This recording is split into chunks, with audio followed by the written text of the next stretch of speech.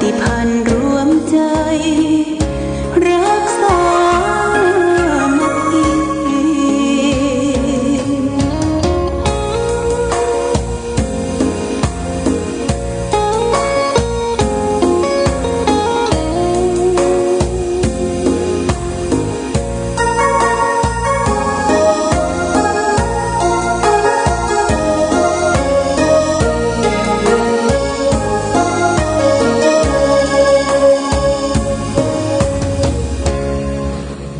เป็นวัดร้างโบราณสืบสาน2524พระมหาราชครูเกษราปัญญาปรมาติกาจารย์จากวัดดาภัยเชียงใหม่สืบสานเวลาผ่าน131 ปีนานไกลวัดพระบาทอุดมรุ่งเรืองงามตา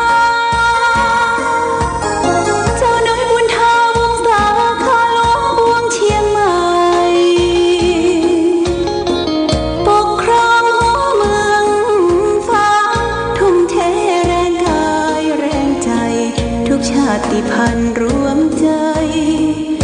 รักษามัคคี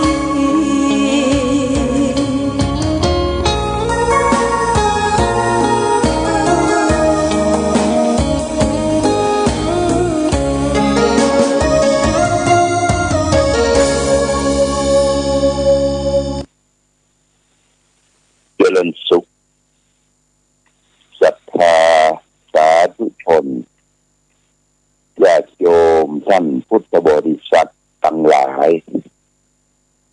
วันนี้รายการธรรมะประทีปส่องต่างก็ได้มาพบปะกับพ่อแม่พี่น้องศรัทธาสาธุชนญาติโยมแห่งครั้งหนึ่งตอนนี้ได้ออกอากาศยังอาคารสถานที่โฮมสเตย์ที่เชียงของญาติโยมใกล้ๆกับองค์พระใหญ่อยู่ในฝั่งของประเทศไทยถ้ามองไปทางทิศตะวันออกก็จะเห็นแม่น้ำโขงแม่น้ำของแล้วก็ประเทศลาวนะเป็นบรรยากาศที่ดีเป็นโฮมสเตย์ซึ่งมีท่านอาจารย์พระครูวิมลกิตติสาร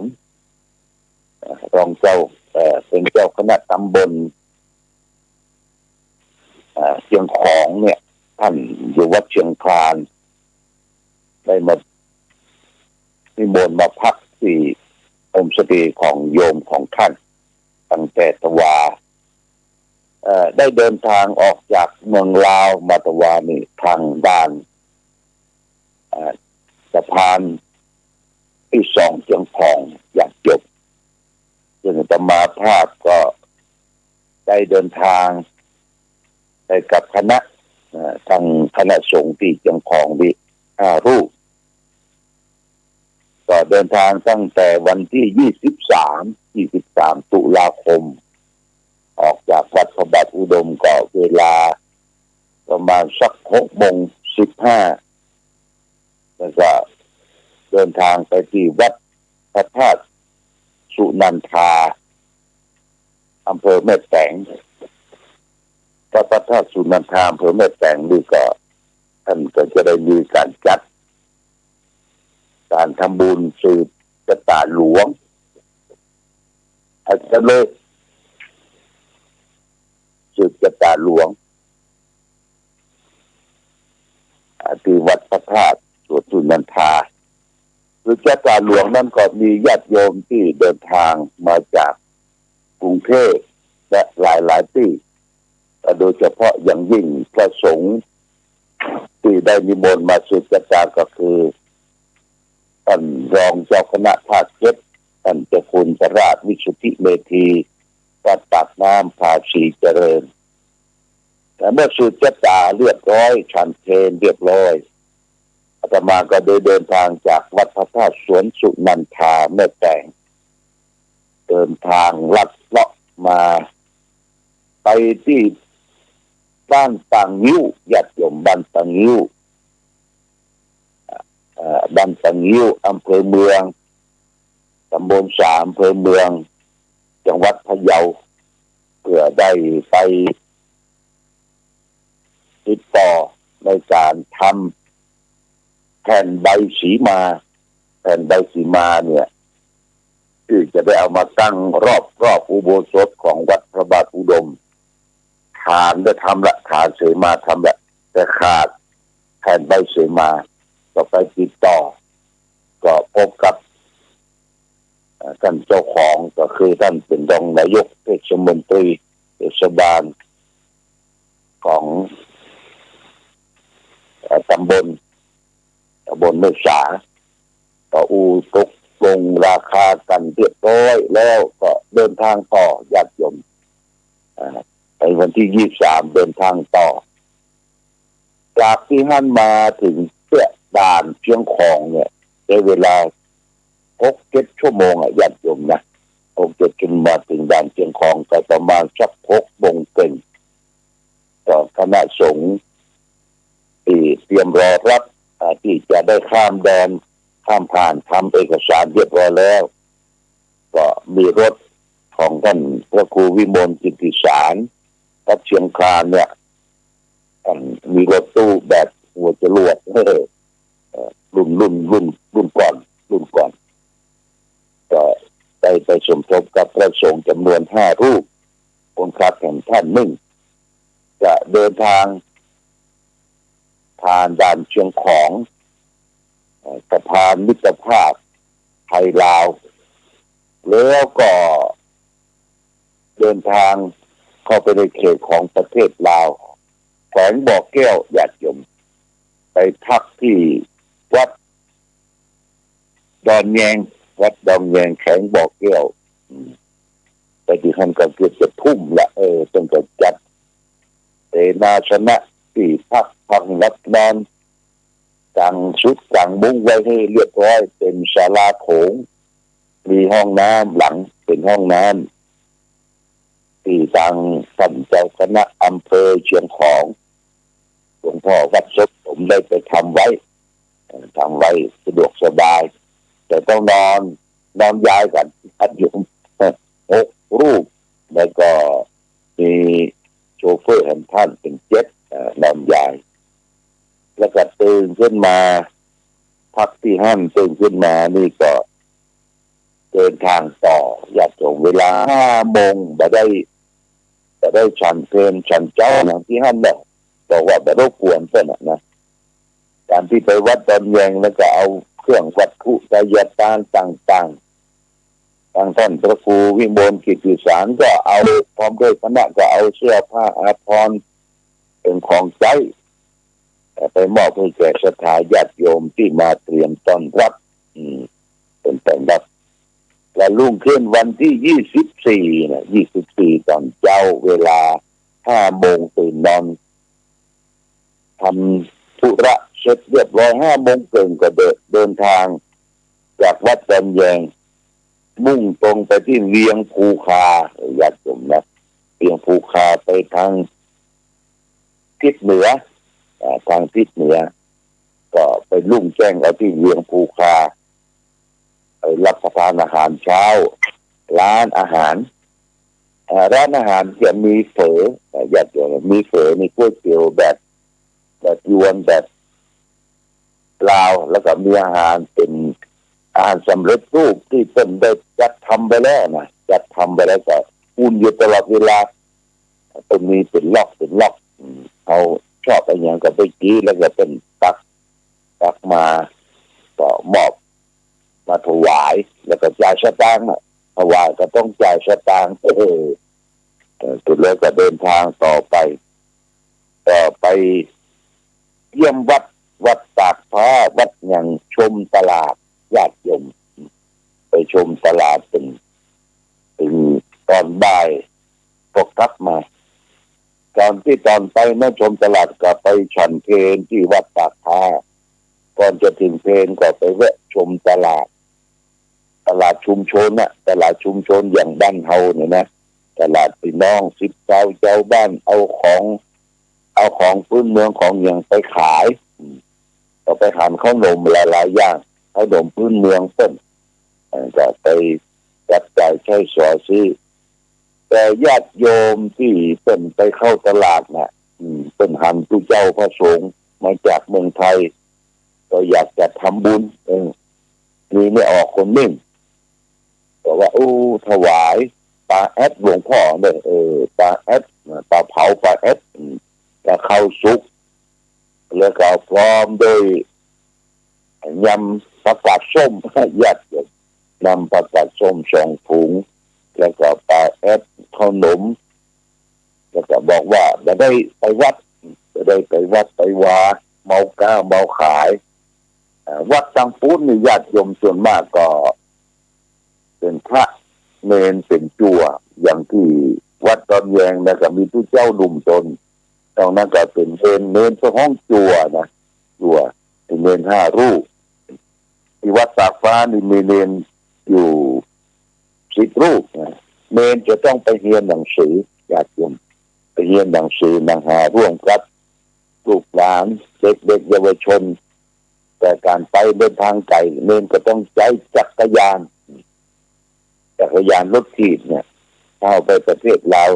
ประเทศพม่าเนี่ยเป็นใจรถถีบคือพระคือเนนถีบไปค่ำไปเรียนไปศึกษากินจ้อนเอาก็หาว่ามันแปลกแต่ประเทศไทยเฮาบางทีรถถีบบางทีรถจักรยานยนต์อย่างแต่ประเทศข้างนอกเพิ่นมีความจำเป็นจะต้องใช้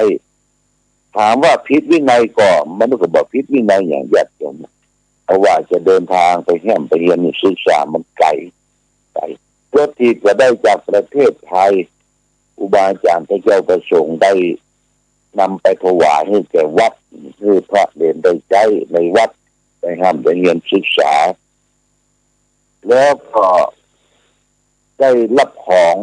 ทานเป็นข้าวน้ำปัจจัยทั้งซื้อของทั้งตามเป็นของแปลกๆอาตมาก็ไปหั่นใส่เป็นตำบอนลามบอนญาติโยม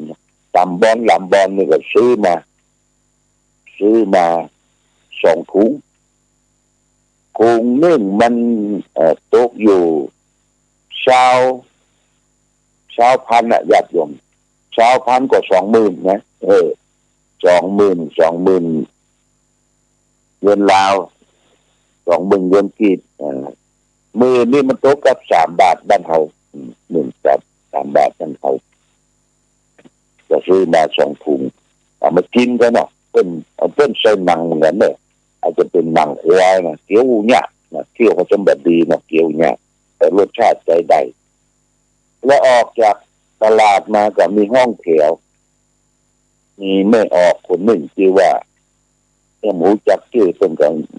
ยกมือไหว้สาประโลกว่าอันนี้มนต์หลวงพ่อเอาก็เข้าไปถามเป็นถวายดอกกล้วยเป๊กมะละกอปลอกเป็นกีบเรียบร้อยแล้วก็นมและตะซอยจากเมืองไทยแล้วก็น้ำดื่มถวายหลวงพ่อโยมดีละไอ้บุญสุนทานก็ถามว่าโยมชื่อหยังชื่อว่าโยมสุพินจะเป็นชื่อลาวนะเป็นชื่อลาวมีห้องแถวอยู่4 ห้องญาติโยมห้องแถวเป็นเพิงขายของเนี่ยขายคนเดียวขายคนเดียวห้องแถวใหญ่แล้วก็ถามว่ายังเหมาลูกน้องมาช่วยเอาหลวงพ่อบอกมันช่วงนี้มันเปิดใหม่ช่วงที่แล้วก็ปิดไปหลาย2 ปีละเปิดใหม่ลูกค้าพยายามบอกให้หลายเตื้อก็จะกำลาวให้ฟังแล้วก็ถามว่าโยมมีครอบมีครัวเพราะว่ามีลูกอยู่3 คนเป็นพ่อเป็นเพื่อนทำงานบดอ่ะก็ย้อนถามว่ามีพ่อออกอยู่ก่อนพ่อออกก็มีอยู่ที่บ้านตัวแล้วก็ให้ญาติโยมนะน้ำตาเป็นไหลออกมาโยมเป็นจะได้พ่อออกเป็นอายุ60 ปลายข้าเจ้าดีกว่า57ละแต่พ่อออกเป็นติดเหล้าหลวงพ่อเลยว่าติดสุราเลี้ยลังวันไหนบ่ได้กินนี่ก็ใจห้อน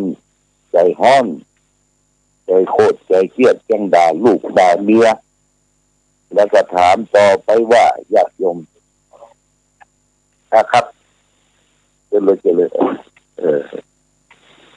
ถามว่าแล้วก็แยกจะได้ก็อยู่กันไปอินดูลูกอินดูครอบครัวหลวงพ่อก็ถามว่าเอาจะเอาน้ำมาขวดหนึ่งน้ำมาขวดหนึ่งขวดใหญ่น้ำนะเป็นถวายน้ำหลายน้ำขวดใหญ่มาหลวงพ่อก็แต่งน้ำมนต์ญาติโยมน้ำมนต์ที่เขาจังเอาแต่งน้ำมนต์วันศุกร์นี่นะมนต์ว่าโยมปอบไปกินเด้อกินถอนพิษสุราเรือรังคาถาน้ำมนต์ก็คาถาสุดยตาบ้านเฮาเนี่ยญาติโยม2-3 บทแล้วก็เป่าลงว่าอยู่ดีมีสุขเด้อครอบครัวอยู่ดีมีสุขก็ชื่นใจคนก็บอกว่าวันดาวันตาหลวงพ่อได้มาก็มาแวะมาเยี่ยมน้ำตาเป็นไหลของญาติโยมทั้งที่ว่าครอบครัวเพิ่นเนี่ยเรื่องสตางค์เรื่องการใช้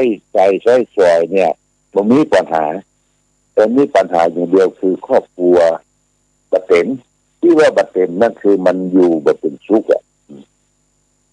คือพอออกเป็นคนไปกินเหล้าเมายาเนี่ยอาจจะเสียใจเรื่องกระดับสามารถที่จะรู้ได้ที่ครอบครัวไปอยู่เป็นสุขเวลาหลายครอบครัวและญาติโยมเพิ่นมีคำมีเงินมีทองมีข้าวมีของแต่ครอบครัวบัดเต็มลูกก็ไปติดยาท่องอย่างแต่มันเฮานี่กันดีนะครอบครัวบัดเต็มครอบครัวแบบมีความสุขทั้งที่มีเงินมีทองถามว่าบ้านอยู่ไหนโยมบ้านอยู่หลังบ้านใหญ่บ้านใหญ่แต่นี่มาเปิดร้านตลาด4 คูหานี่นะญาติโยม4 คูหานี่เป็นมาเปิดเสร็จแล้วก็จับจ่ายไปเพิ่นมาซื้อมาขายก็ขายไปแล้วก็ปั่นตอนแล้วเอาน้ำบักให้เพิ่นนี่ก็แจกน้ำบักให้เพิ่นเอาฮู้กับเจ้าใหญ่ของฝังให้เพิ่นแต่ถ้าน้ำมนต์ได้ผลเนี่ยเพิ่นจะโทรมาอีกนี่ก็ได้ไปปะไปพบได้ไปหันญาติโยมผู้คนตลาดท้องถิ่นแต่ที่น่าชื่นใจวันจันทร์นี่เขาเดินทางไปเวียงภูคาเนี่ยญาติโยมละอ่อนได้น้อยเนี่ยเพิ่นไปโรงเรียนแต่ว่านุ่งสิ้นเหมือนกันหมดญาติโยมนุ่งสิ้นนี่ก็คือพร้อมของเพิ่นเป็นสิ้นตอตั้งสิ้นลายสิ้นตอเนี่ยสิ้นตอแบบลาวเสื้อขาวละอ่อนน้อยๆก็ดูสิ้นดูอย่างแล้วก็นักเรียนผู้ชายก็นุ่งเสื้อยาวเสื้อขาวจะเป็นเสื้อสีกรมสีดำเนี่ยแต่เป็นก็ต้องใส่รองเท้าแตะบางคนได้มีสตางค์ก็ใส่รองเท้าคัชชูรองเท้าหุ้มข้อแต่ว่าที่ได้นึกได้เข้าใจที่ละอ่อนมีคิดสำนึกว่าเขานุ่งพร้อมอย่างนั้นนุ่งพร้อมอย่างนั้นนุ่งสิ้นเป็นวัฒนธรรมของพี่น้องสปปลาวเนี่ยเป็นวัฒนธรรมแต่เพิ่งเขาได้รู้สึกว่าพ่อแม่บรรพบุรุษของเขาได้นุ่งอย่างเนี้ยได้เรียนได้ศึกษาก็นำพาให้เขาได้รักชาติรักที่รักน้องรักบ้านรักเมืองญาติโยมนะอันนี้เป็นส่วนหนึ่งอย่างหมู่เฮาเหมือนกันอย่างหมู่เฮาล้านนาไทยเนี่ยแต่ก่อนเฮาพ่อแม่เฮานุ่งเสื้อดำบ่ฮ้อมนุ่งเสื้อสะดอเสื้อดำบ่ฮ้อมยาวนี่เขาก็นึกถึงบรรพบุรุษของพ่อของแม่โบราณก็คือมาฮักท้องถิ่นฮักพ่อฮักแม่ฮักครอบครัวอย่างเอามาจังเชียงใหม่บางคนที่ได้ฟ้อนได้อย่างเนี่ยฟ้อนเล็ดฟ้อนลำเป็นวัฒนธรรมจังเชียงใหม่เป็นความภูมิใจนะอยากเป็นความภูมิใจวัฒนธรรมประเพณีอันดีงามเนี่ยที่เรารักษาสืบสานมาตั้งแต่บรรพการนมนานเลยก็ทำให้เรารักชาติรักบ้านรักเมืองความเป็นพี่เป็นน้องความสมานกลุ่มเกลียวแล้วก็นอกจากนั้นอาหารการกินโยมอาหารการกินเราก็พอเพิ่งกินธรรมดาเนี่ยผักไม่ใส่เกลือแบบกินอย่างดุดัน บางทีเขากินยาอย่างล้ำเหลือเนี่ยเป็นพักไม้แช่เกลือกินอย่างนี้ก็มีความสุขสามเณรที่อยู่ตามวัดต่างๆนี่ก็อยู่แบบธรรมดาทางเมืองไทยเขาก็เอายาสีฟันแปรงฟันสบู่เป็นผ้าไตรผ้าเหลืองไปถวายเอาสตางค์ไปแจกสตางค์ไปแจกที่ญาติโยมได้มาตามหลวงพ่อหลวงพ่อก็เสี่ยงไปหลายปันเลยได้หันและสงสารญาติโยมสงสารละอ่อนทั้งเด็กๆเยาวชนเวลาผู้เจ้าเข้าไปวัดไปเขาจะมากันเป็นหมู่ก็สตางค์แจกคนละเช้าท่องพระเดินก็ตนร้อยท่องเนี่ยเป็นสตางค์ญาติโยมได้ทำบุญเพื่อเนาะวันนาวันลูนนี่จะปามาแอวไม่ใช่ไกลข้ามเชียงของมันก็ไปพอหมู่บ้านชุมชนต่างๆไปพอกาดพอลีเปิ้นขายของเก่าของเดิมเป็นขนมนมเนยอู้จากันเปิ้นว่าความสุขของตั้งหลายเนี่ยต้องมีความสุขแต่ความพอเพียงมีความพอเพียงมีความเป็นอยู่หากินตามธรรมชาติตามป่าตามเขาตามป่าตามดอยตามทุ่งตามนาเอาไปพอกาดก็คือญาติโยมเนี่ยเอาอย่างผักไม้ใส่เกลือมาขายก็ไปฟ้าใส่หางหวายญาติโยมหางหวายที่ผมมาขายต้นแกะร้อนละใส่ถุง5 หวายนี่ห้าฟักเนี่ย5 ฟักก็จะขายเป็นแกะแล้วนะยาวสักศอกเนี่ย5 เส้นก็ตก100 บาทแต่ว่าบอกแป้งเนี่ยเส้นละ25เป็นแกะเรียบร้อยเผาเรียบร้อยแล้วที่ว่าจะมาต่ำบ้านเขาต่ำหางหวายต่ำหางหวายเนี่ยญาติโยมได้ไปทัศนศึกษาไปชมตลาดได้ประหันผู้คนได้ประหันพระพุทธศาสนาที่เมืองลาวแล้วก็ท่านพระครูวิมลกิติสารกับเชียงคานก็บอกว่าไปพักที่โฮมสเตย์นี่มันเป็นที่พักญาติโยมก็ได้ผู้เจ้าพระสงฆ์ก็ได้ไปบรรลุกวนมีห้องน้ำในตัวมีอาหารเจ้าโดยกาแฟโดยญาติโยมได้ประเด็นนี้พักที่โฮมสเตย์เลี้ยวไปทางทิศตะวันออกก็หันด้วยน้ำโขงหันประเทศลาวหันป่าหันเขา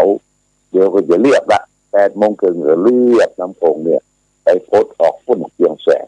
เป็นนักตกและที่เชียงแสนท่านพระครูจะรถไปส่งที่นั่นบนแรงกว่าจะพวกตอนบ่ายที่ถึงบ้านเขานี่ก็คือบรรยากาศนะญาติโยมท่านสาธุชนบรรยากาศคือเอาก็ไปศึกษาธรรมะศึกษาความเป็นอยู่ศึกษาความอยู่ร่วมกันของมนุษย์โลกเขาเนี่ยมีวัฒนธรรมต่างกันแต่มีหัวใจเดียวกันคือนับถือพระพุทธศาสนาอย่างประเทศลาวแต่ต้นว่ากระทิคือคมคือเป็นอยู่ตามพอดีพระเนรก็บอกให้หลายญาติโยมอันนี้ก็ไปพบไปทำบุญทำทานเพื่อแผ่ให้แก่ญาติโยม